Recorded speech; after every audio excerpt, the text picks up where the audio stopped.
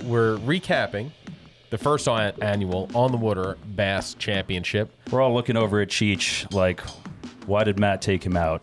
I put minus 150 on Robbie. I think. Sorry to my FanDuel bettors. Cheech is recruiting people to go bass fishing with.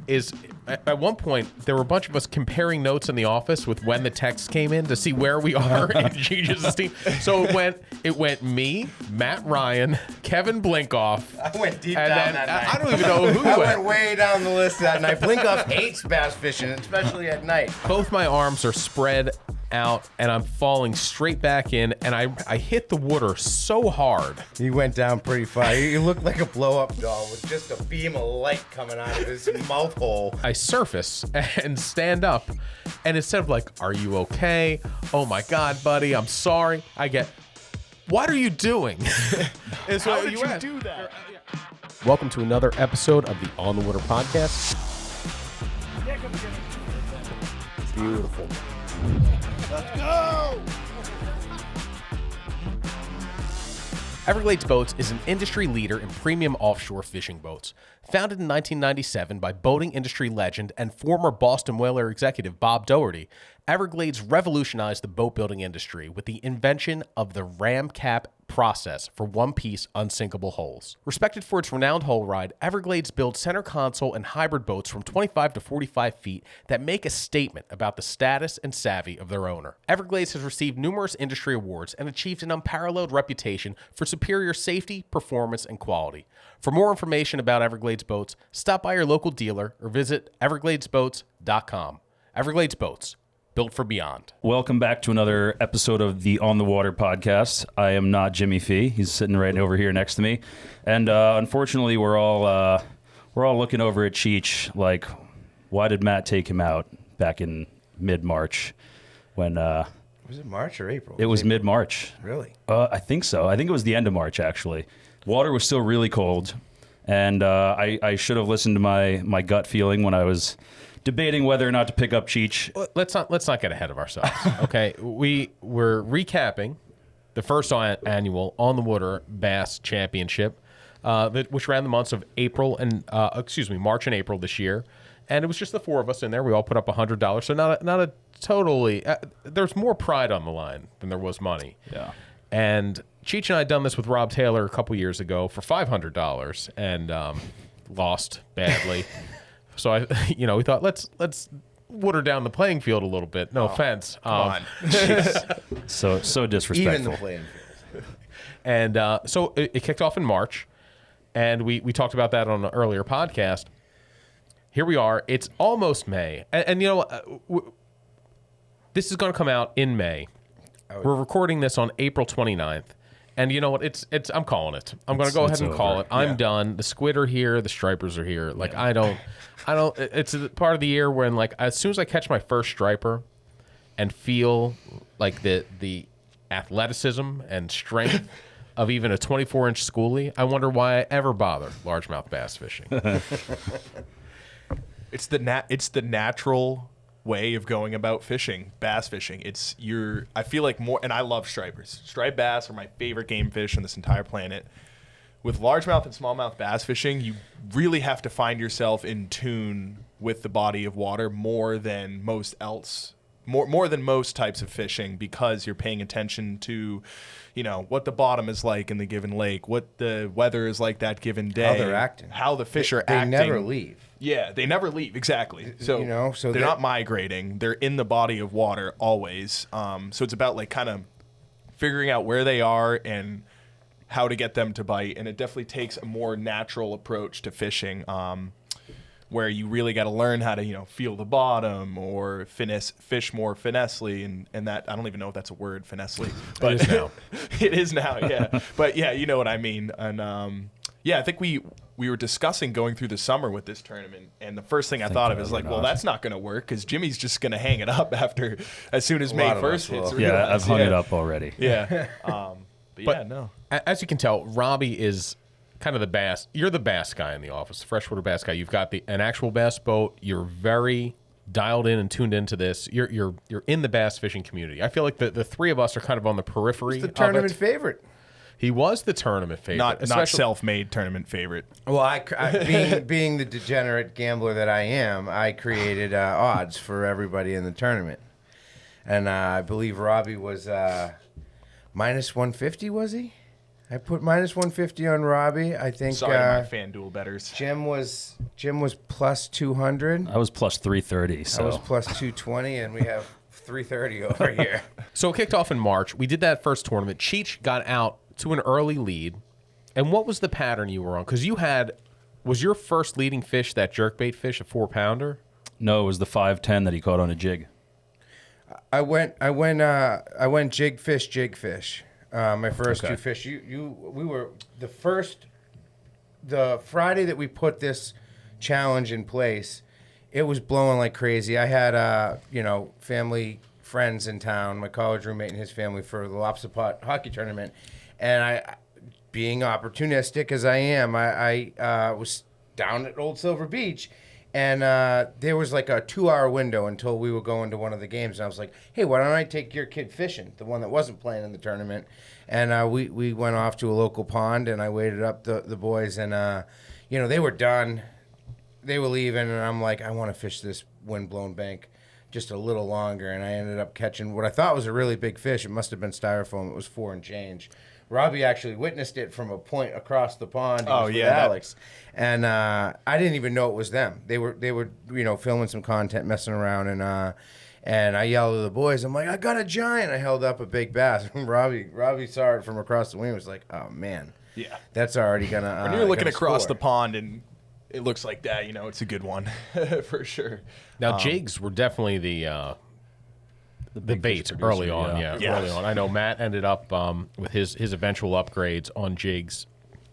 I don't have a jigs. I asked Robbie. I said, "Could I get one of those little Beast Coast jigs you're always talking about?" And competitive tournament. It was a competitive tournament. Yeah. No, I would have given you some. I was just more worried that Cheech infiltrated the Beast Coast community, and I was like, well, there goes my chances of winning this thing. But I love fishing a jig. Yeah. That bite is probably. I go back and forth between the wake bait surface bite at night and the jig bite. I love that thump. I've probably fished a jig religiously for the last 15 years, and I'm really comfortable and confident with it. And I really love that bite. It gets big bites too. Robbie's really good at fishing a jig. The jig has just basically shaped my bass fishing, career, I guess you'd call it. Just my time with bass fishing. I put the biggest chunk of my time learning and fishing a jig. And now all season, or is it just like an early, late season thing? I will throw the jig 365 days a year, no matter what time of the year it is. There's a jig for that application on any given day. And it's just a lot of fun to fish because there's so many different ways you can fish them, so many different types of jigs, different ways you can modify, customize. I used to spend so much time when I was younger. I used to bring my jigs into school, and I'd be sitting in the back of class, and I'd be sitting there with my scissors, trimming skirts, all kinds of stuff like that. That's my friends are like, dude, what are you doing? I'm like, I like bass fishing. So, fishing the jig for me was like a little bit of breaking out of my comfort zone. Like, not that I'm not used to fishing jigs, but it's something that I don't reach for as much in the spring as I probably should.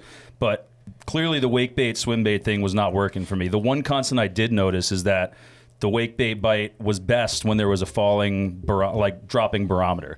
But I think it was like mid-April. I was like, it's got to switch. Something's got to give. I got to switch something up. And the jig is what produced. Yeah, and it was middle of the day. Especially early season, like the time frame we did this tournament, like ice out to just at the start of spawn. I mean, that is like prime time jig time because those fish are just moving up. The crawfish is their for a bass. They're available in pretty much like almost every real body of water across the country. And for a bass, that is just it just triggers their instinct to like see that creature on the bottom in front of them coming out from like a natural spot, like a tree or a rock or some grass. Like it's just so natural for them, and it's a good meal.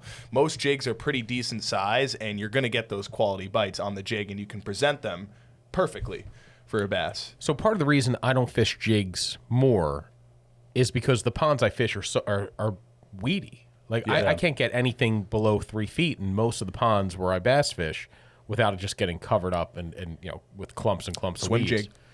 Yeah. Swim jig.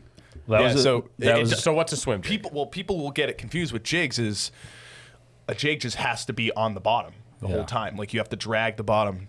Swim jigs, and a lot of times too, they're making these hybrid jigs now, but specifically swim jigs is with the skirt, with the head, the jig head on it, weed guard, everything, but they're designed with a more narrow head to be swam above and in and around covers. So with grass fishing, something I do a lot with the swim jig is it's basically like fishing a spinnerbait or chatterbait, but without the vibration, with the more natural approach. So get a trailer with a little bit of action on it. You cast a swim jig out, you find that grass line, and in your retrieve, you can kind of figure out, okay, I'm right above the grass line, now I'm in it, now I'm above it, now I'm in it. And basically what the swim jig does is allow you to fish that jig style presentation. You're not really imitating a craw, more like a bluegill or a brim or whatever. But that allows you to kind of fish that more natural presentation of a moving bait in and around or on top of that grass without the heavy vibration or flash or whatever of a spinnerbait or a chatterbait. So yeah, they have swim jigs now, which is basically the same type of thing, and you can kind of fish it around and through. So on a given day, you said it kind of fills a lot of the same niche as like a chatterbait or spinnerbait. Correct. Why would I choose a swim jig instead? I threw chatterbaits a lot this year. I threw spinnerbaits a lot this year. Why would I choose a swim jig over those? Natural. It's natural. It's not as loud. Sometimes you want it, on a windier day or whatever, like the vibrations and all that stuff is very important.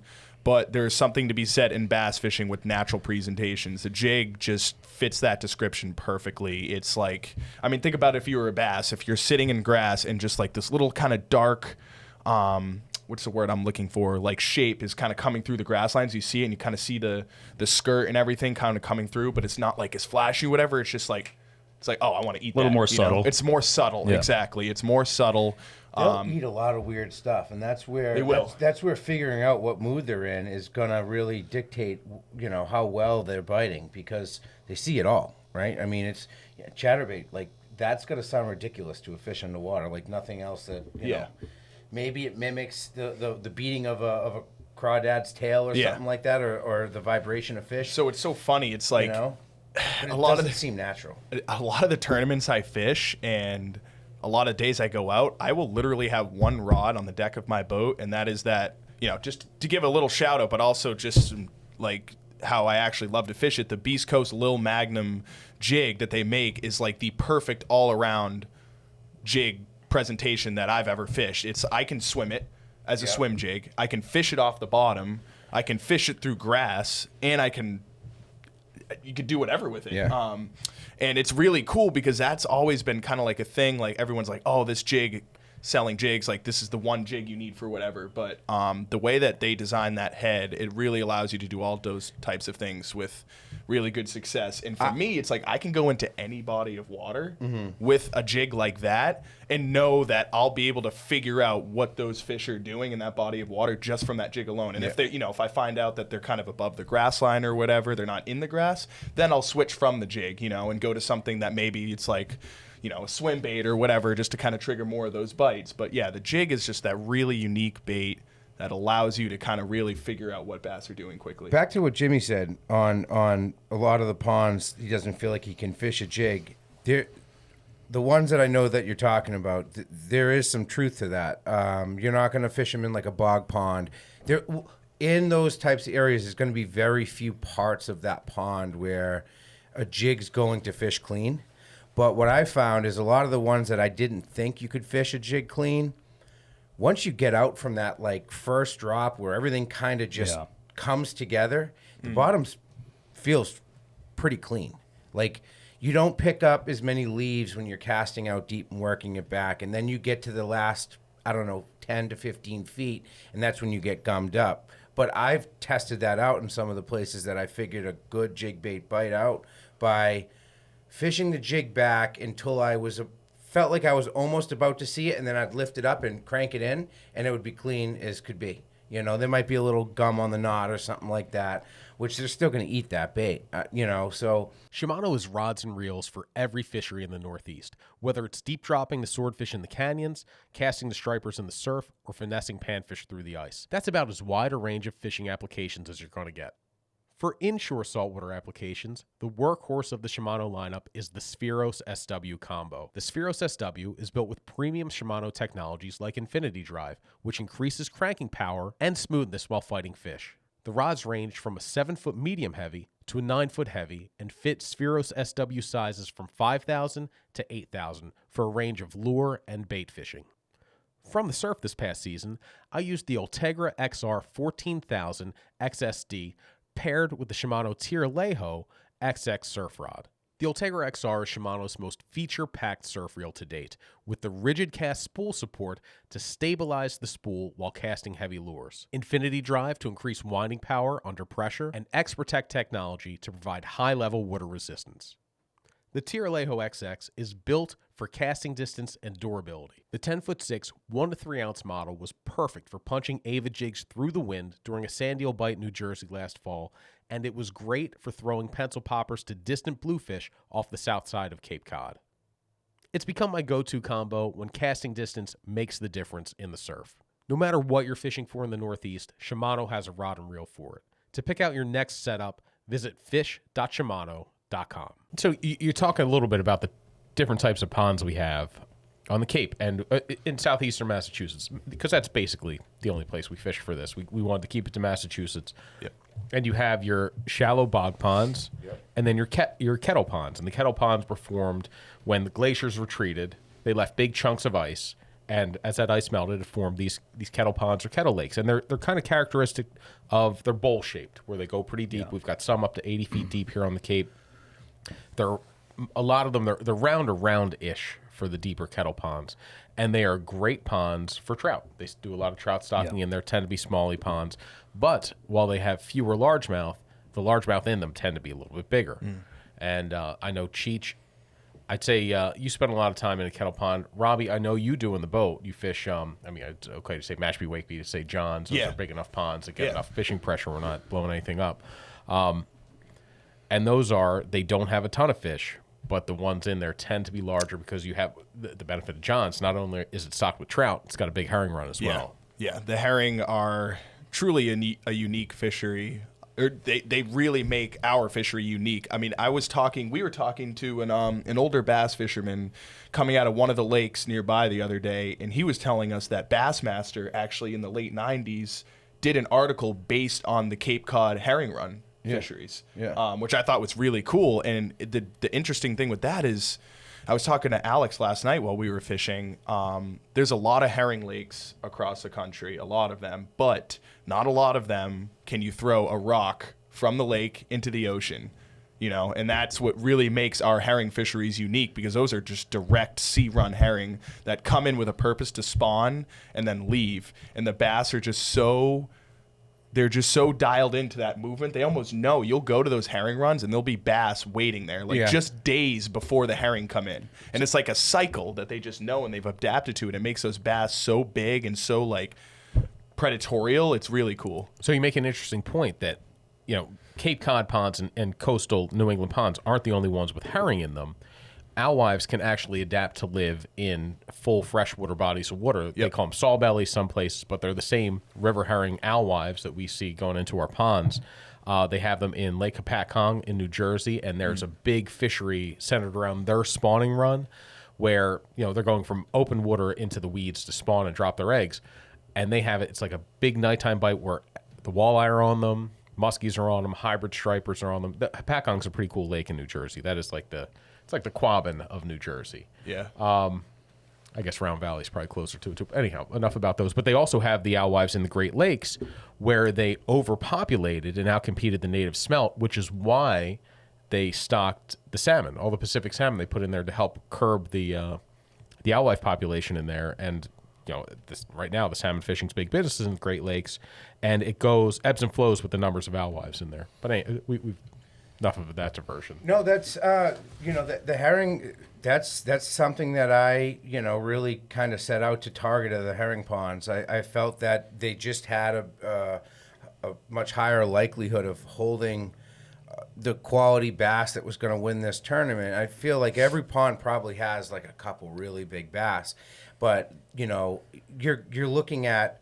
a couple different situations on what's going to grow big bass, and having that influx of herring is a ton of great sustenance for them, and it gives them that extra advantage over a pond that may only be goldies, perch, sunfish. I think you see accelerated growth in the herring run ponds, because not only do you have obviously the big bait fish, which are going to attract the large bass. We can go to, one of my favorite things is going to the herring runs at lunch, and then sometimes you'll just see a big green shadow sitting there outside. He'll never eat. He's not gonna, once you see him, he sees you. Yep. But you see the big fish lurking outside the herring runs, waiting for that bait to come in. But once those herrings spawn, and you have the little, thumbnail to 2-inch size, every fish in the pond is eating those, and with that, just all that protein, all that food there for them, that allows the smaller fish to get bigger quickly. And I think that is the main benefit of the herring run That herring ponds. fry bite is literally what I live for. August, as a northeast, September? as a northeast, August, really just August through October. I find October and like the real true autumn season to be the best for it. But like as a northeast bass angler, I mean, that's something everyone should experience. That's the bite that I've grown up always loving. I'm a finesse guy. I love throwing small baits on light line and catching big fish doing that. Like you said the other day, Cheech, elephants eat peanuts, but that herring fry thing that happens is really unique because you can locate where the herring are without having any electronics, a herring fry, by being there at the body of water early in the morning, especially if it's a calm morning. You'll see all the herring fry sitting kind of like flickering on the surface. Way shallow, too. Yeah, it almost looks like rain, but it's interesting because on some of the lakes that have offshore humps and high spots, you can locate those humps and high spots by finding where that bait is like flickering on the surface. One of the lakes I fish a lot, there's a lot of tournaments on and stuff. You'll be out there in the morning and there'll just be a group of like what looks like rain bait sitting there on the surface, and right under them is a 20-foot hump, So the bait will congregate around those areas, and then as like the sun starts to come up, that's when the fish get up on them and start chasing them down, and the fish start chasing them around and up the humps and the points and all that. But it's like almost like a reset happens overnight a lot, where you'll wake up in the morning and you'll see that across the pond, like all the herring fry on the surface and stuff. And then the fish will start to get active and start to push them around, and that's where electronics come into play, or kind of just knowing where the bait and the fish will want to push them up to and that kind of thing. But it's really unique because it's almost like our own version of like a shad bite, and it's really cool, and it's a lot of fun to stay one step ahead of the largemouth and the smallmouth that are chasing those things, and it's really cool. Matt, what was your game plan? What was your approach going into this little 2-month challenge? So I think I drastically overestimated what the biggest fish would be in this tournament. I think I said 7 in the original podcast, and that was a lofty goal for any of us. But I like I said, I went for the swim bait, the wake bait bite, and it just, we had a much colder winter, so things kicked off a lot later. Even some of those herrings started trickling in a lot later. So fishing those shallow bog ponds that do get a herring run wasn't as productive for me, and what I needed to do was just do a total 180. Pick up a jig, find a deeper body of water that doesn't receive a herring run, that I kind of consider the pond to be more of a trout pond. Mm-hmm. It's one of those deeper kettle lakes. But by fishing a jig off of those deep ledges, I think that the pond that I was in has kind of a ledge that the initial drop off, and then there's a second ledge down before it gets to the bottom. And we're talking like 30, 40 feet of water. And as I was creeping the jig up that second ledge, is when my bites came. So the first fish was a 3.7, which by this tournament standards was not doing anything for me. It kept me in last place. But the second fish was a 4-pound 10-ouncer, which put me just 2 ounces above Jimmy. So that was huge. Gave me some bragging rights in the office. But yeah, I mean, it was just a matter of changing the game plan. And, like I said, we didn't have those herring in as early as we would have liked. The water temperatures were a little off. So finding a deeper body of water where a bass would still be willing to eat something that was, kind of lifting and creeping along the bottom was the goal, was the key to success. That battle for third place, unfortunately, ended up being like the toughest fight of this whole tournament, where you were sitting at 310. I hadn't weighed anything in. I was sitting at 3.1, 3 pounds, 1 ounce. So weak. Then I went out one night. You were out too. We'll talk about what else happened that night, because I was miserable and that was your fault. And I caught a 4-pounder, so I was feeling pretty good. So it put me ahead of you. And then I'm like, okay, I've got a chance at this now. I think a couple days later, I caught a 4-pound 8-ouncer, and I'm like, all right, I'm on my way. Yeah. I'm on my way. I'm going to get to 6 pounds. And both of those fish were nighttime fish on on wake baits, and that was. I thought it was going to be that or a glide bait going into it. If you remember when we recorded when we first talked about this on the podcast, we were excited about glide baits. Yeah. We were at the Somerset show. We bought 2 Fish Everything glide baits from Tack Waterman. And within 48 hours of us talking about being excited to fish them on the podcast, we both lost them. Yeah, I snagged mine. I buried the hook in a root bundle, and actually forced my friend Peter Zabinski, who he's a big guy. He lived in California. Was a big largemouth guy, and he's like, "Oh, dude, I do cold plunges all the time. I'd be willing to go get that for you." So I basically asked him, like, will you retrieve this glide bait for me? He was in about 15 feet of water, and he actually swam out. I think the water was like 42 degrees that week, and he ended up going out there and getting it for me because I tried. I bought a pair of goggles from Walmart after work and went out, and immediately my body started like shutting down. I couldn't hold my breath. This is around the time that I was like, all right, it's a 2-man race. These 2 clowns, like, they're so pumped about their glide baits that they just brought back from Jersey. And within 48 hours, they both lost them. I was with you when you got yours snagged.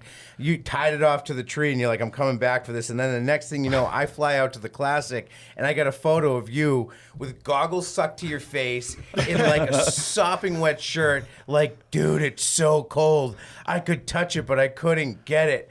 And he's swimming for it in, like, 6 late o'clock, March, 6 o'clock at PM in late I was March. just like, yeah. all right, this is a 2-man race. So I'm fishing mine, and I go to a pond that has big bass, but also has big pickerel, and that was my mistake. I got a big bite, swung on it, comes back, and the leader's all shredded from pickerel teeth, and that was miserable. But then I found out, following the various socials, that the company that made those glide baits, Fish Everything, the guy who makes them, was at the Bassmaster Classic, where Cheech also was. You sent me to get you So guys. I said, Cheech, can you get me one? Can you get me a replacement? I'll pay you, whatever, just get it. And Cheech comes back, there's no replacement for me, but a fresh Fish Everything glide bait for himself. And that I think is when I declared that I wasn't taking you fishing. That we were not that was going before fishing. that. So this was got the beginning, like yeah. these guys were like, no, I'm not fishing with Cheech, and it's like, it was limited my ability to kind of to get out for as many sessions, and I'm like, this is war, I guess. So, this is what actually happened. I went with the intentions to really get them, their replacements, but they were sold out of what was requested. And he goes, I don't have any of those, but do you fish herring ponds? I go, well, funny you should ask. I do. He goes, this is something new I'm working on. It's not what they wanted. Why don't you try this and let me know how it works? And I'm like, all right, are you still going to take care of those guys? He said, yeah, he still hasn't. But like, I come back with this juicy herring glide bait, and I'm like, this could be I suck at glide bait fishing. It was something I wanted to get dialed in. Now, I figured a lot out along the way where I started getting some glide bait bites, and in the process, karma caught up with me, and that bait, my buddy Kyle and I were like humping my bass raider out of Wareham Pond, and I ran it up a little hill, and I looked at that glide bait. I go, that thing's going to fall off the back. I'm going to have to go back for it. And then something else happened. We got talking about like how tough the bite was that night, and I forgot about it. So that thing lasted like, I don't know, not even 3 weeks for me too. We're just scattering expensive glide baits across southern New England right now. I lost one the other day. I had a great Perco Lures one. I was out fishing with Rob Taylor, and we weren't doing anything. He got bit on a glide bait and missed it, then got bit again, broke it off. He had some frays in his line. So I'm like, I'll put on my glide bait. I snag it immediately in some rock wall, and that was it. I've lost, throughout the course of this tournament, I've broken 2 rods, and I have lost 3 expensive swim baits.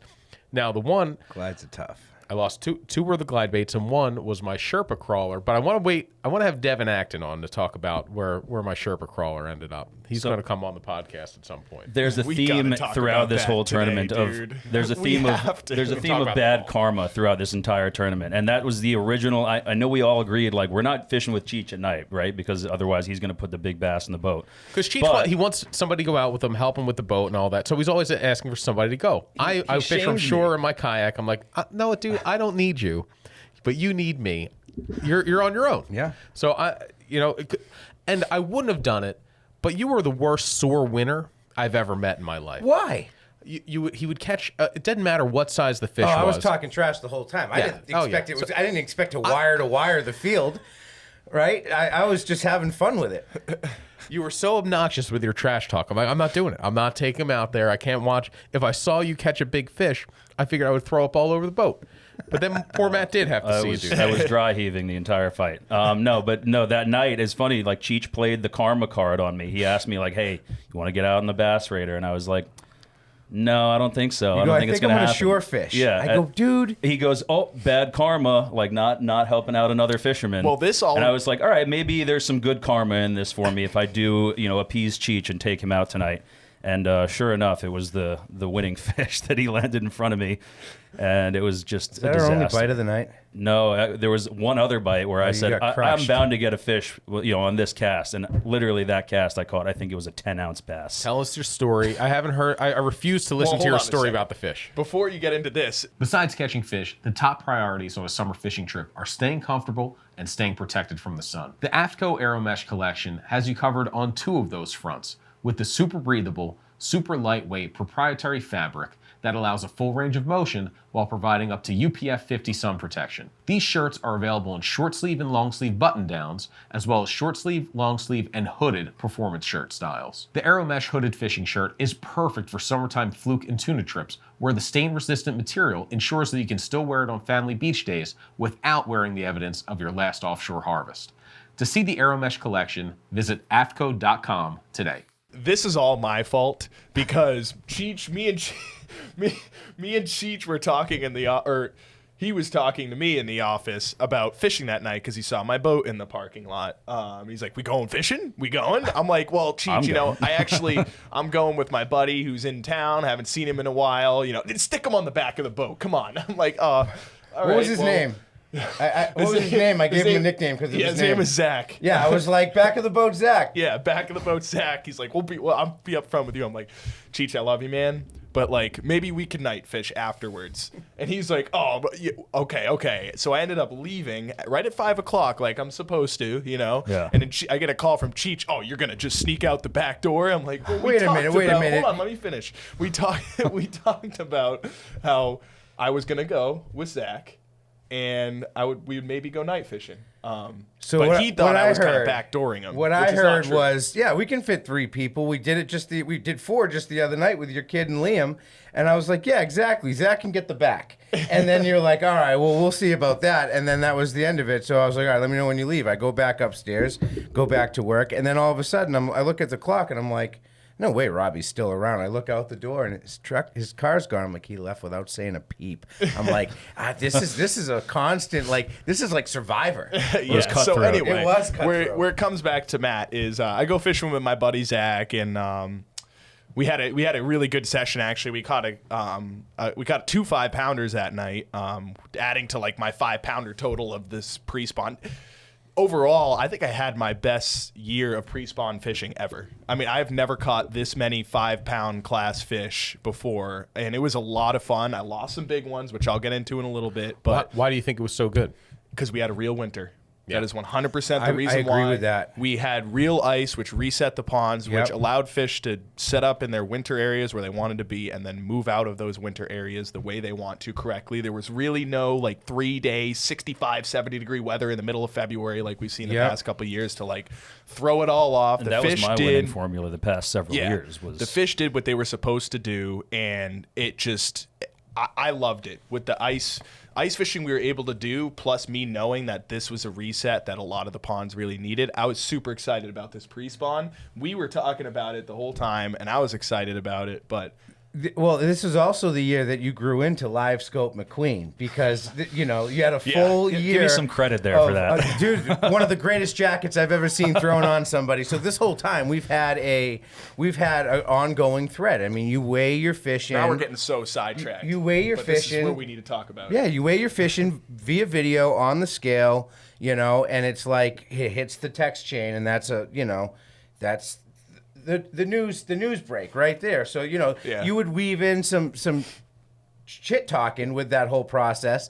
There was some funny things going on. Jimmy had weighed some fish. He'd show the scale and slowly go to the fish, and it was a massive pickerel one time. Every time you saw your text go off with those with us 4 on there. I'm Yeah. like, oh no, Yeah. did somebody Oh, no. just take the lead? Takes the What breath happened? away. So we had some fun with it. So we're going back and forth, and we're giving Robbie crap because like he was tonguing him pretty good. He's obviously it was his first full year or start to a new year with livescope. It was added late last year. Yeah. And you could see he was getting that dialed in, and that's kind of why I had him. Yeah, I was sending videos of like a 5.1 or a 4.8 or a 4.7 or a 5.3 or a 5.5, and it was just like, when am I going to catch a 6? So all of a sudden, how did that come up? So it was like a late Friday night or something like that, and I'm sitting around and getting a bunch of texts from Robbie comparing himself to Lightning McQueen, which is from a Cars Disney movie or Pixar, whatever it is, and coming from behind to steal the win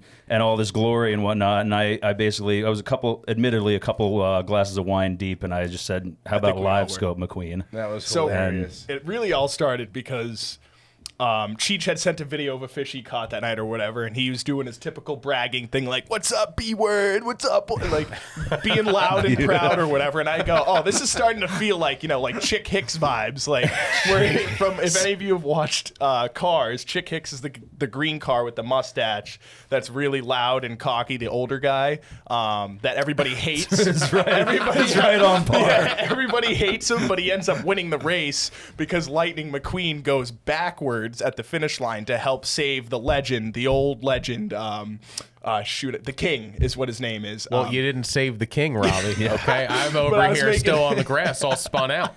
What was it? The blue. Yeah, the Dynaco car, the legend.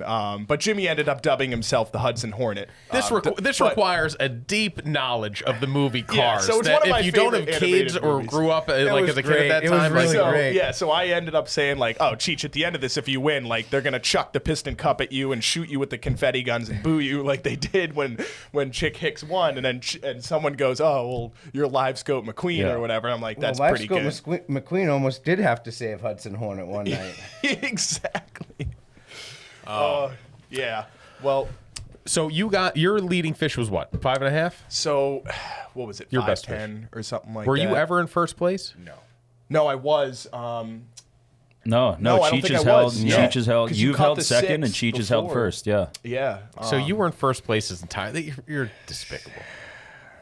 Thoroughbred, baby. I mean, Wire to wire. to go back though to what we were saying, the reason why Hefner had to fish with Cheech. So Well, I I didn't have fished. to. Well, yeah. Well, I was it ended up- coaxed into it. Yes, it ended up happening because I went out and we did it. We had a really good night with my buddy Zach. Shout out to you, Zach. You're a good guy. We started fishing and we caught him good. And my phone died on the boat. And I'm like, man, this would be a good night to night fish. I'm like, once we get back, I'm gonna call Cheech and I'm gonna have him come meet me and we're gonna go night fish and we're gonna go. Someone's gonna catch the winning fish tonight. Like I know it. It was like all set up right. The temperatures were changing. All that. So I get back to the truck after, charge up my phone, call Cheech, and I go, "Hey, sorry about that. We didn't get out, but I caught him pretty good. Do you want to join me?" He goes, think I'm gonna go with Hefner now. And I was like, "Oh, okay, I see how it is, or whatever else." How I recruited But- Hefner. Yeah, so that's how. He played the shame card. There was a bad karma card, and I succumbed to it. So, But it's funny because Cheech's recruiting people to go bass fishing with is at one point there were a bunch of us comparing notes in the office with when the text came in to see where we are in Cheech's team. So it went me, Matt Ryan, Kevin Blinkoff. I went deep and down then that night. I don't even know who I went. went way down the list that night. Blinkoff hates bass fishing, especially at night. But the texts were always, he just would copy and paste the text after somebody said, "Hey, bud." Oh, except for mine. But to like Matt Ryan and Kevin, "Hey, bud, been a while since we fished. Wouldn't it be great to get out there together?" And like everybody's So seeing slimy. through it. Anybody who spent 5 minutes with you sees right through that. Not Matt. Yeah, and then I saw through it, but I figured, oh, maybe there's some good karma behind this for me, And actually, what it turned out to be was, we had, like I said, a falling barometer, and the temperature was quickly dropping. So our bite window closed like within 30 minutes of Cheech hooking that winning fish. I mean, you could see the heat being sucked out of the pond that night. Caught Yeah. that one I right was on out time. that night and on a different pond. And, so I fished 2 ponds that night. One, I did not move a fish. The second one, I caught like 12, including a 4-pounder, which was the first one that actually put me on the scoreboard.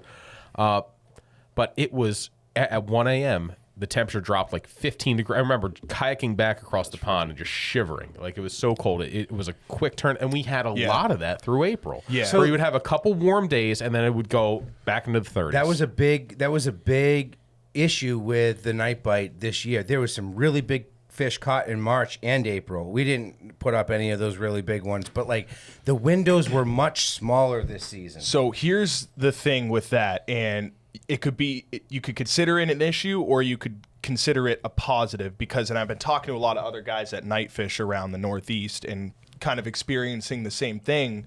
Yes, the temperatures were dropping quickly in the night, but that made that first bite window so much better. Yeah. You can look at that night where we did our little pond crawler tournament, whatever, which we'll get into, but everyone was getting bites. I mean, me and Matt struggled, but we got our bite during that window. Boys. The window was open and we were crushing them. That night where you caught your winning fish, I had another buddy in Massachusetts catch his PB that night, and then I knew another guy who caught one the first hour of darkness that night that was in that 7-8 pound range. So what was really going on is with those super fast temperature drops that hit around like 11 to midnight, You have like a all 2-hour those window. nights, Windows were moving that up. forced those fish to really chew those first 2 hours of the darkness. So it's almost like you got like all the awesomeness of a night bite in the first 2 hours of the night without having to stay out till 3 a.m. like you normally have to. So it depends on kind of how you look at it, but I found that to be very interesting, and that's something I kind of uncovered with the late evening into night fishing this spring with those quick temperature drops. So what you said, bite windows, is the most frustrating thing about largemouth bass fishing to me. And it's because you striper fish, you saltwater fish, it's going to be the tides. Or it's going to be sunrise. You know, it's going to be a tide change, or it's the outgoing tide. You have specific, you can say, okay, this is when I want to be out, and this is when they're likely to bite. For largemouth bass, at night, on a calm night, you don't know. Are they going to bite at 9? They're going to bite at 1, 4?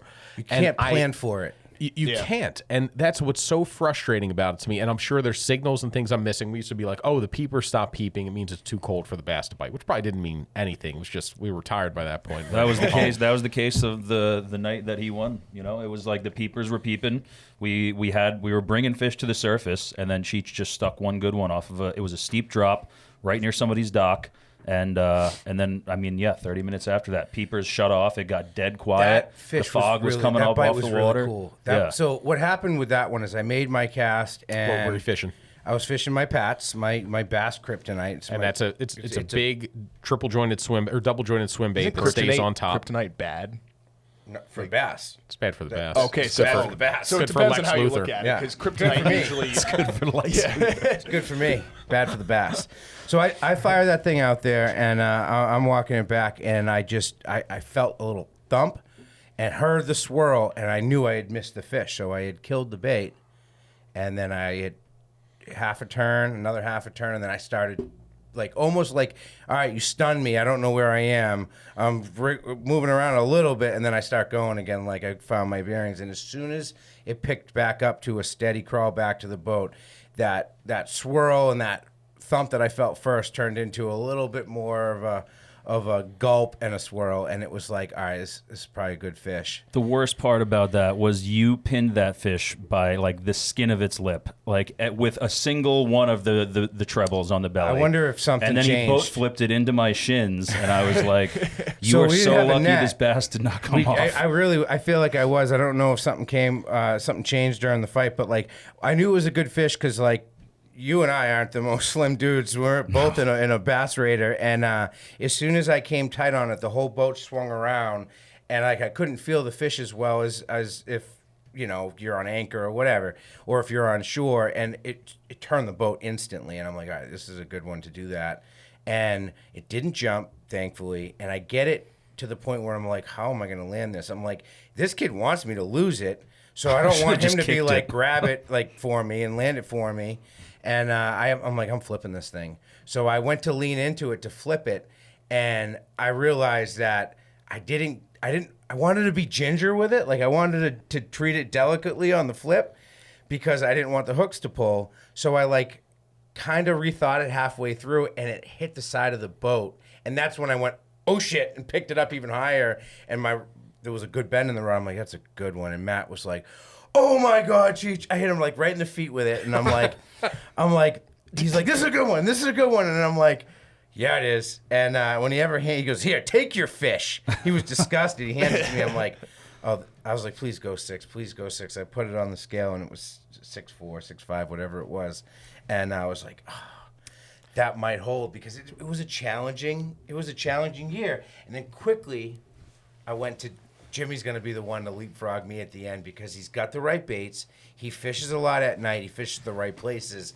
That was my biggest concern going forward was Big Jimbo. Though it might not feel like it yet, the saltwater season is coming up fast, which means it's time to reserve your spot at the rail on one of the boats in the Helen H fleet. The trips begin in early April aboard the Starfish, fishing the winter flounder grounds in Cape Cod Bay. By June, the Helen H will be running past Nantucket to the best fluke fishing grounds in the Northeast. If catching a doormat fluke is on your bucket list, these trips offer your best shot at catching a double-digit flatfish. I caught my first 10-pound fluke aboard the Helen H a couple years ago, and that fish wasn't even in the top 3 when it came to deciding who won the pool money. New for 2025, fishermen can enjoy more space at the rail aboard the Angler, which is running 10-hour, open boat, ultra-limited trips to Nantucket Shoals. And if you want to fish the canyons, my favorite way to get there has always been aboard a headboat. The Helen H begins running offshore in late summer with 2- and 3-day trips targeting tuna, mahi, and swordfish. A couple years back, I watched Cheech lose his first ever swordfish right at the boat aboard the Helen H, and we'll be back out there this fall looking for redemption. There's plenty of great fishing options with the Helen H fleet this season, but the boats book up fast, so be sure to reserve your trip today at helen-h.com. I thought I was going to do it, man. The nights never produced my 4.8 I caught with Devin Acton in his boat, and that was a night we had 3 bites, but he went back. It's weird, like when I was fishing the most is when the fishing seemed to be the slowest. He went back there a couple weeks later, same place where we had, I think he had like 3 fish over 5, 10 bites. So I just never had a really on-fire night with good fish. I had a couple good ones like that, but I didn't get a big bite.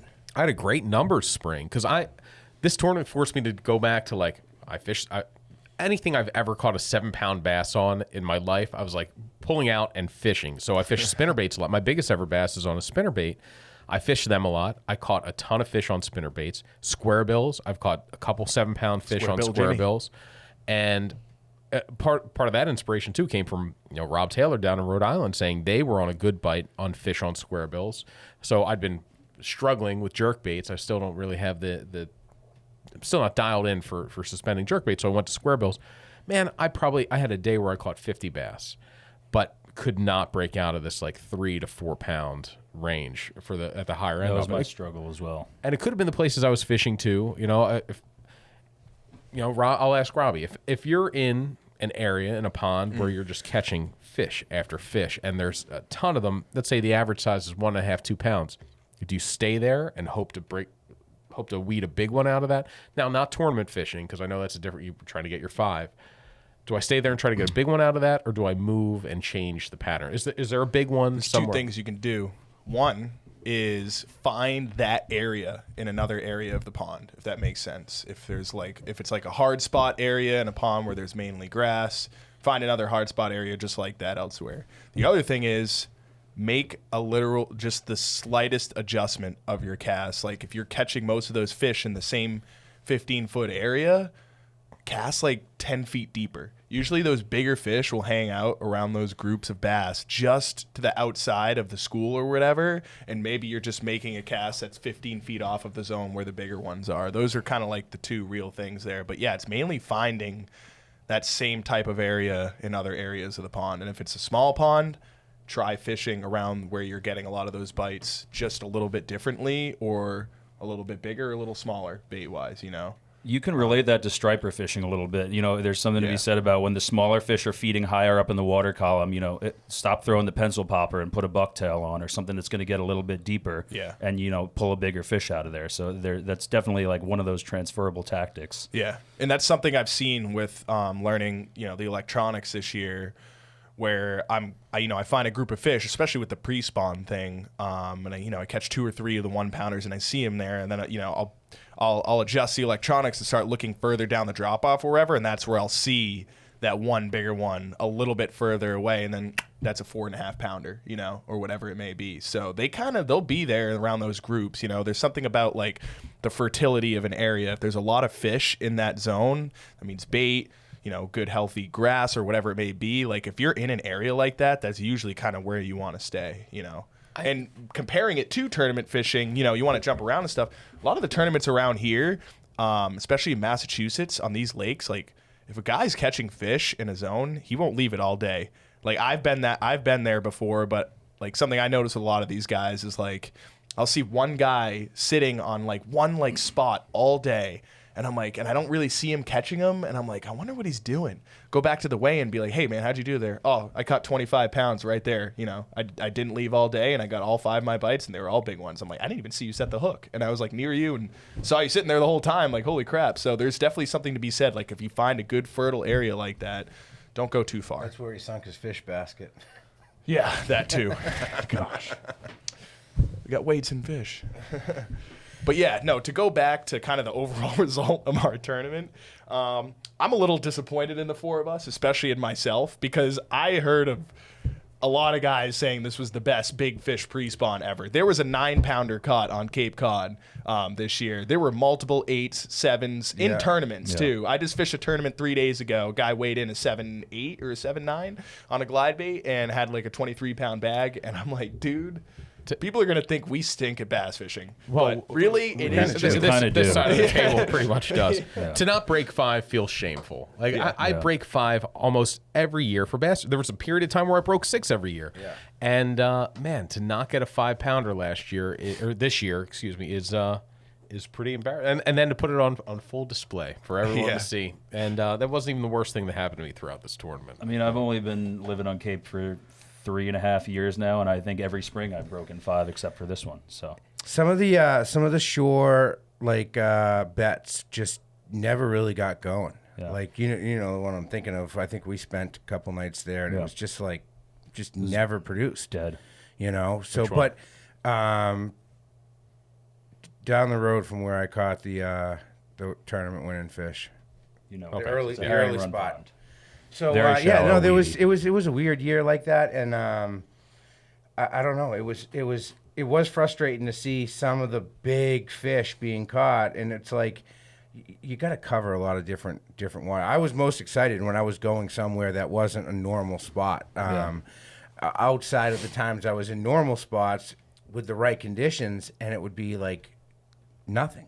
Yeah. You know, it was a weird year for the normal places that produced. The one place that I never fished all year, other than from shore, a couple quick hit missions with you, was the place where we have the boat stashed, and we never got on that by boat. So I wonder if we missed an opportunity there. But to not turn up a real big one was kind of a tough. 6.4 is a big fish. 6.4 is a really big fish. I don't know how. I don't know what you and I did wrong. I don't know either. You want to talk about what we were doing wrong? The night that we had our little pond crawler tournament, Robbie and I could not figure out what we were doing wrong. Baits, dude. It was unbelievable. We had covered a bunch of water, and Devin Acton and his friend were fishing right behind us, and all of a sudden we're just hearing them move big fish like every 20, 25 minutes. We ended up participating in the first ever pond crawler classic, we dubbed it, and it was a battle amongst 3 boats for pink slips. Which Trolling motors only. Cool. Trolling motors only, right? No electronics, and we hit a heron-fed pond in Mashpee that has the ability to put up some really big fish. And I was super excited about that night. I was all jacked up. I'm like, this is going to be awesome. I'm finally going to fish with Jimmy, him and I have a pretty good big bass dynamic when it comes to fishing the crawler. I kind of was like looking forward to putting up a great showing in that. The first time we fished together all year for bass, I'm like, all right, the team's back together. We're going to get it done. I just want to clarify one thing you said. You said we were fishing for pink slips. So to reference another like 20-year-old movie, The Fast and the Furious, when they said they were racing for pink slips, it's meaning they put their car up. So we did that. We all put up an expensive swim bait, which in a lot of ways is more costly than, because they're hard to get. That's the thing about a lot of these coveted swim baits. Not only are they expensive on their own right, It was a hard decision of but what one I was it's going to tough put up. to replace them if you lose them. Which is why when I put one of my Pats into a tree that night, one of my Pat swim baits into a tree, that I was determined to get it. All right, so this is how Are we doing this? We're going down this road. Yeah, so, 100%. so we're fishing. I had fished this place before during the day, and I had some areas I wanted to hit. And we hit the first one, nothing happened. Same dynamic. We have the text chain going with all 3 boats. Got to have a fish on the scale and, text it to the group, and that's how you submit your fish. So the biggest, heaviest bass gets all the baits. The heaviest 2 fish team score, or was it 2 fish? Mm-hmm. Heaviest 2 fish was the winning team. And we talked about doing a cash cow cutter on the side for that. And, we went out and got after it. So first hour goes by, nobody has caught a fish yet. And I'm like, all right, we just got to wait for this window to open. And I'm like, some things that always seem to kind of line up with the fish being more active. Coyotes howling, owls hooting, everything gets a little bit more aggressive and alive, and then all of a sudden the bites start coming, and we've kind of dubbed it all right, the window's opening. So all of a sudden I had missed 2 fish in a row. But first, Devin and Greg Caught caught fish. 2 fish. Yeah. Each. So they both had a couple 2-pounders. Then I think he might have gotten a 4-pounder at some point in there. But I think he might have had just the 2-pounders by the time I caught my first one. So I had gotten a couple bites, and then Jimmy's cranking in and make another cast, and he gets smoked and lands the fish. And it was 2.5 pounds or whatever, but just the fact that I was able to catch up to him cranking as fast as he could, I'm like... Yeah, the boat had spun, so I was retrieving real fast to just get the lure in and get make another cast, and it hit when I was burning it back in, which I hate when that happens because it's impossible to replicate. It's like, is that what you really wanted? Did I just hit that fish in the face?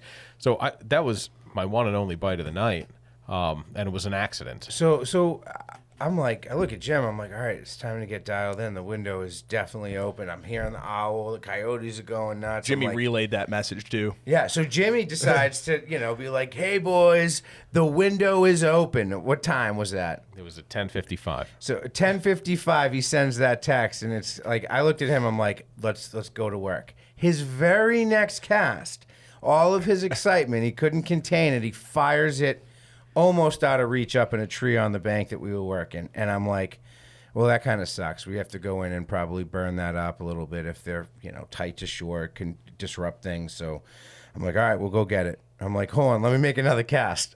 Jimmy's looking at me like, I don't want to stay out of water for longer than I have to. And I was like, well, all right, fine. We go in there. And he's like, I can't reach it. I go, Jimmy, stand on the seat. Which is not latched into anything, by the way. It is. It's in its channel. You locks. didn't have to. I went onto the seat. You didn't encourage me to get on the seat. I knew we've done this before. Yeah. So I'm like, I think I have to get on the seat. So I climb onto the seat. Just hold my rod. I hand Cheech the rod, and the idea, the bait's about 12 feet above the water surface. So I could grab a lower branch and lower it almost into range where I could grab the bait, and then hopefully not have the branch just snap back and plunge it into my hand. So we get that. I can almost reach it. Then I can't get it. Cheech reaches up, hooks one of the hooks on the bait onto one of the guides on his rod, pulls it down, and I finally have it. Yep. At this point, you've got 2 rods, and you're reaching out with the pliers. I'm fully compromised, holding the bait in one hand, a branch in the other, and trying to keep my balance as this little bass boat, this little pond crawler, which is, I meant to look up the dimensions of it before this podcast. 10 feet by maybe 4 feet.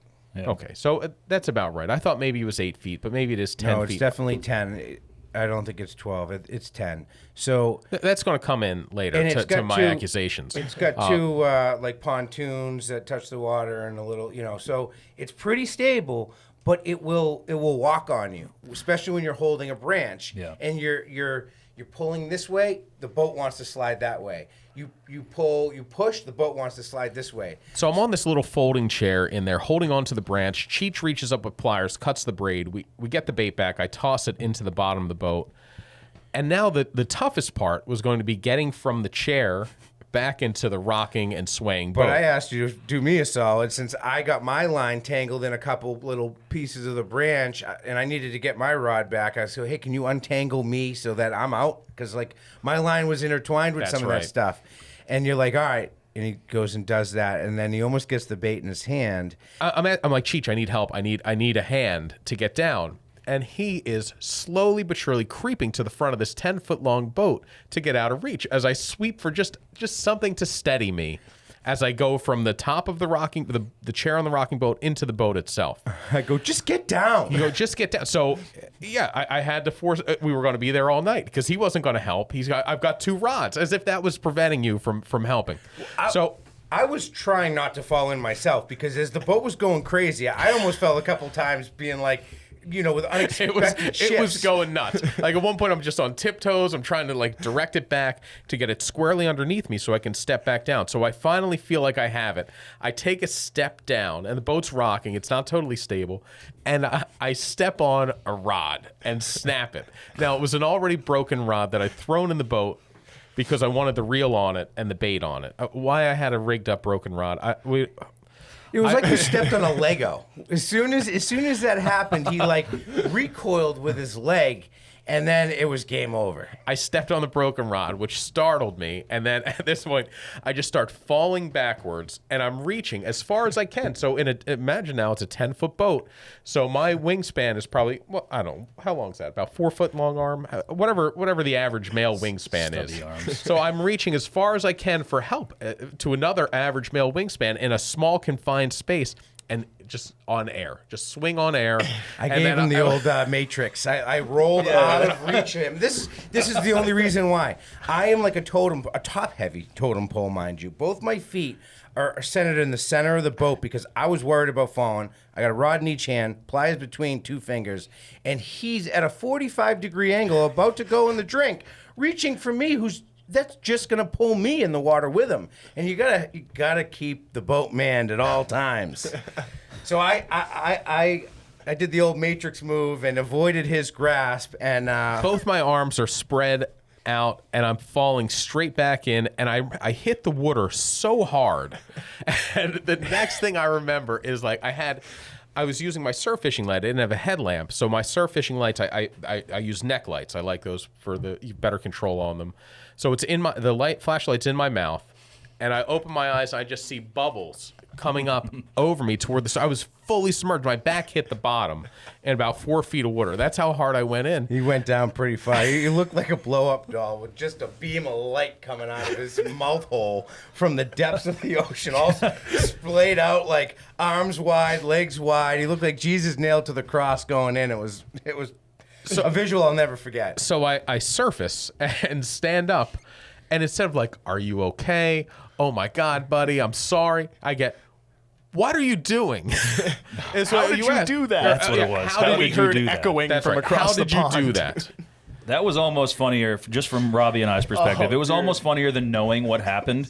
Was just hearing like you guys jawing back and forth with each other. There's clearly some sort of struggle going on, and then about 20 seconds later, you hear like a bunch of commotion. Like I don't know what is happening. Maybe they landed a fish, and then a massive splash. He was and then so Cheech, loud. through the stillness of the night, just, "How did you do that?"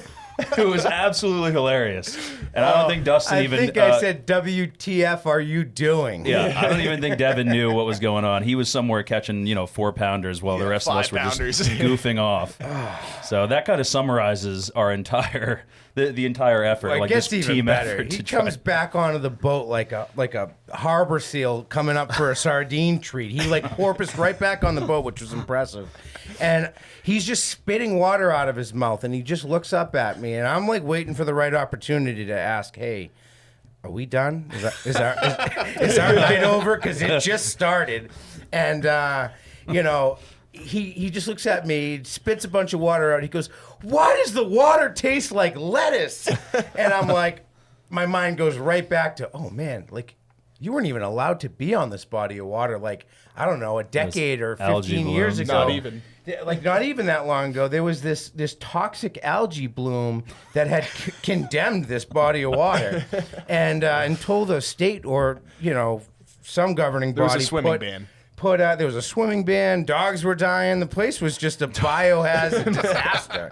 And Jimmy just swallowed a couple gallons of this water, and he comes back up to report that it tastes like lettuce. It was like this horrible vegetable taste, and it was in my ear. Oh my God, my eyes were burning. And then there was one of the best showers of my life. I took like an hour-long shower when I got home that night, but I stuck it out. Dude, that is the most impressive thing. So it was about 47-degree water. Was the water probably temp? about that, because it was at 47, 48 for like 3 weeks straight. It wouldn't change. And I was dressed pretty well, not as well as I could have dressed for the night, and I was starting to get a little cold. But from that text going out at 10:55 announcing that the window is open, that Jimmy decided to jump through that window.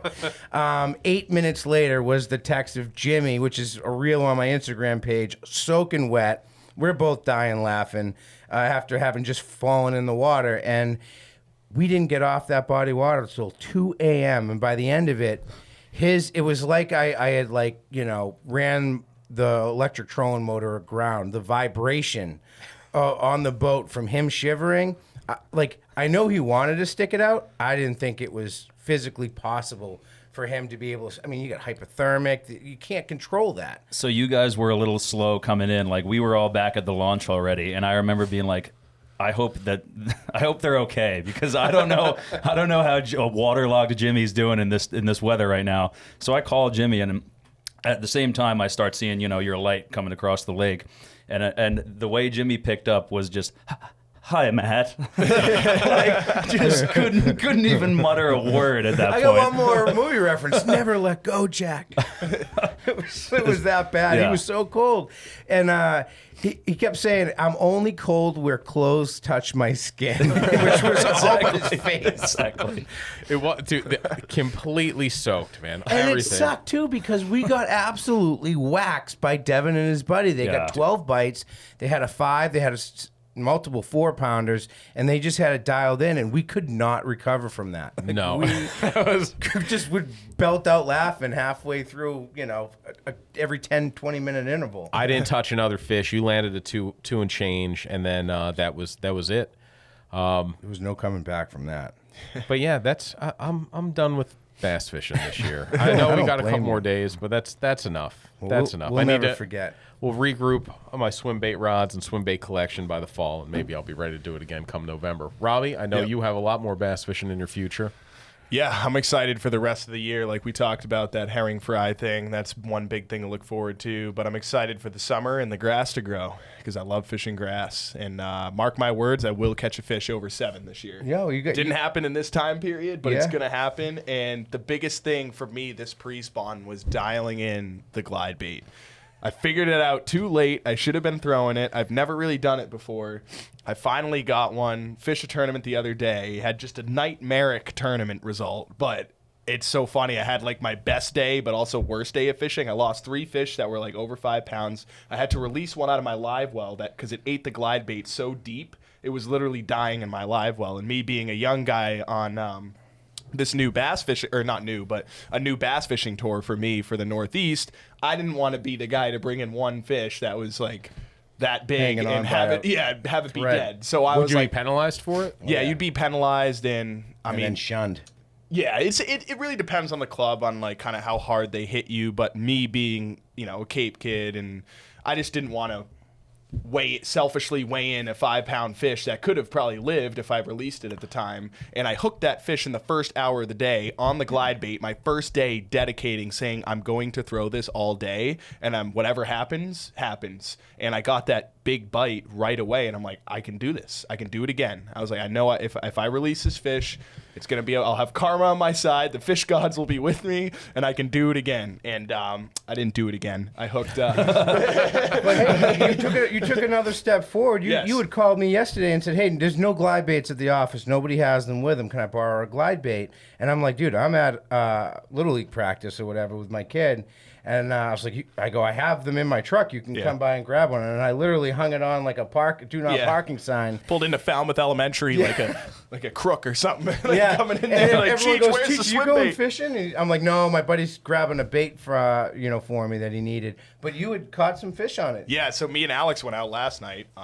And yeah, we caught 2 really nice fish on the glide bait, and that was really cool. And it's a bite that I'm now fully addicted to. I want to get better with the especially glide. with the electronics too, and like being able to like kind of see how fish react and kind of like really deadly. make them commit. It is a When you figure it out, it's freaking deadly. adrenaline rush of is. like. It's almost like when you see that fish starting to tail that bait, it's like everything else just stops in the world except for you, that bait, and what you're seeing. And it's really cool. The thing I'm not gonna lie. The thing that there's so many different layers to it. The thing that I think it does best is it draws big fish out so that you're aware of their presence. So they might not eat that glide bait, but now you know they're there. You pitch them a jig, they turn on the jig, and they smoke that. Dude, or the one something else. that 5-pounder that I caught in the tournament came up from 15 feet. Yeah. Actually, I think it was more like 18 feet. But Did my you glide see it bait on was the- like 3 feet below, and I just watched it. Notice it was there, and I could tell that the fish started to look up on the electronics, and then boom, there it came, and I'm like, oh my god, I like didn't know what to do. I started shaking, and I'm like, nope, just stay calm, twitch, stop, and the thing got right behind it, and I did it like a 1-2, and it just absorbed the whole thing. In true My whole live scope rod bent McQueen over. fashion. Yeah, true live scope McQueen fashion. So that bait, when you did that double twitch, that bait probably turned around and looked at it. And a lot of times that was what I hear triggers those bites. But I love the glide bait for just using it as a tool to draw fish out, because you had said this. We were on another big local body of water for like an hour and a half yesterday morning, and sometimes live scope is great, but you can't always see fish. No. If they're really tucked into some structure, you're not going to be able to see that target separation. You Correct. just see what looks like structure. You throw a glide bait or a swim bait or something that's going to have drawing power. Next thing you know, that fish reveals itself, and it's like, oh, I would have moved on real quick, not thinking 100%. there wasn't something there. And that's a the big biggest fish. thing with live scope that a lot of people get confused, is that it's not like you're just shooting fish in a barrel and like staring at fish the whole time. For me, where I found it the most useful, and a lot of the guys like on tour and big bass guys will tell you too, I structure fish with it. I use my live scope to know that I'm in and around structure. Yeah, there's a lot of times where I'm seeing fish and I can cast at fish, but that's honestly like 10% of the time. That is a with live big scope. advantage. Like, I shy away from bluebird days unless I'm like finesse fishing in a deep body of water where it doesn't matter. I kind of shy away from that because the fishing always sucks for throwing, pretty much anything in your arsenal. On those types of days, it's really challenging, especially with, in a John boat where you really don't have live scope or something like that. But it's such a huge benefit to get out on those days, because anytime I do, I try to do it in places that I fish a lot, whether it be from shore or from the John boat. And the last time I was on one of the places I fished the most, which is notoriously a bad weather, big bite type of place, so I fish it when it's shitty. I was like, you know what? I'm going to hit this just because I'm going to be able to see so well. And, dude, I found massive oak trees that I didn't even know was there, that I have caught fish. I have watched people hook fish over at night and been like, that's weird. That bite came in the middle of a cove where it's the bottom bowl of that cove. Why are there fish there? And I go back in one of those bluebird. I caught fish on the jig up tight to the bank that morning, but I learned so much about that pond because I could see so well. Is this Jurassic? No, and I see and I look, and sure as shit, right in line with this massive tree that is like 2 feet under the water and probably 16 feet of water. The top of the tree is 2 feet from the surface, and it goes all the way to the bottom. Yeah. And there's a trunk going all the way back towards shore, and you look up on shore, and there is the base of this tree that just is broken. And it's like, well, Snapped and obviously fell clean into the lake. So little things like that, where even if you don't have electronics and you don't have the bluebird, look for trees that, like, Absolutely. if they weren't cut, you can see that they fell in the water and they're sitting on the bottom of that body of water, and it's something to lock in on. But I found so much structure that day.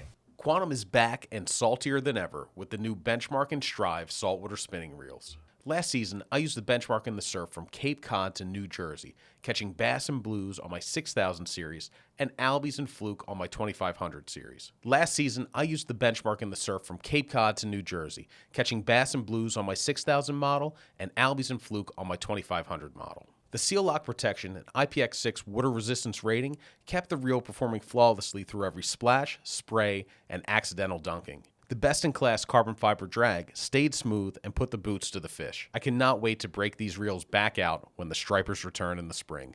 Also available is the new Quantum Myth High Modulus Carbon Fiber Rods. Built with Sea Guide corrosion-resistant guides for friction-free line flow and premium cork handles, these inshore rods pair perfectly with the Benchmark and Strive reels. To learn more about Quantum's triumphant return to the saltwater scene, visit quantum.com.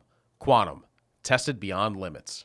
I just got to set the record straight, too, here. It's so funny how I've gone in 1 year from where I was to livescope McQueen, because literally a year ago, I was the kid in tournaments that guys knew they'd probably have to tow in at the end of the day because my trolling motor would die every time, and I had no electronics and all that. I literally can recall my best tournament ever. I didn't win. Me and my buddy Zach came in second by like 0.02 ounces. It was crazy tight. But what was going on is we were in this area, and the guys that won it were right next to us, spot locked on the area. My trolling motor died in the first hour and a half of the morning. So what we were doing, what we were doing is literally setting up on the area with the engine and then just drifting through the whole thing with the wind. Setting up, drifting through the whole thing. I took some of my striped bass flats fishing tactics that my dad used in Buzzards Bay and stuff, so drifting funny. the big flats, and literally applied it to that day. And we were literally a drop of water weight away from winning that tournament with no trolling motor, no electronics, none of that. And I had a lot of success my whole life. You know, I used to get into tournament fishing, just fishing on my John boat.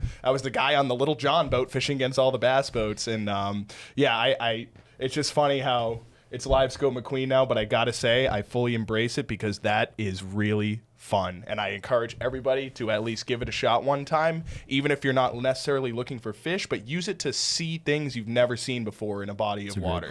It's a lot of fun to kind of really learn more about the environment, fish behavior, and all that stuff, you know. So Well, this has made me realize that I love bringing competitiveness back into my life through fishing because, like, you know, we're all old and washed up, you know, as far as being able to play sports or any of that stuff. Yeah. So it gives you that, it scratches that itch a little bit. And now you don't have to take it out on your kid at flag football, you know, the competitiveness. Well, I want to kind of dive into more. I've been saying to Robbie, I'm like, I want to fish tournaments with you, at least get a couple under my belt, because it's been a while since I fished a bass tournament. But the more you see all this stuff kind of play out on like, you know, some of the group pages that you follow. Did you know there was a car top tournament trail?